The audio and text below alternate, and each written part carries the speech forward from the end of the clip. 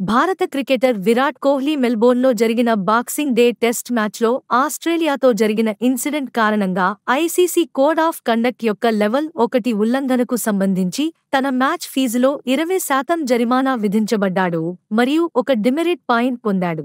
ఈ ఘటన డిసెంబర్ 2024-26న చోటు చేసుకుంది. కోహ్లీ, ఆస్ట్రేలియన్ ఆటగాడు సామ్ కాన్స్టాస్ పిచ్లోకి వెళ్లి తన బ్యాటింగ్ పార్ట్నర్ ఉస్మాన్ ఖవాజాతో మాట్లాడుతున్నప్పుడు భుజం తగిలేలా చేశారు.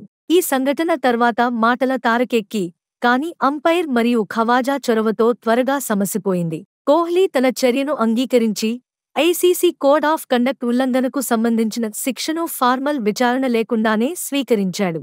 జరిమానా విధింపుకు అతను రాబోయే టెస్ట్ మ్యాచ్లో పాల్గొనడానికి అర్హుడే.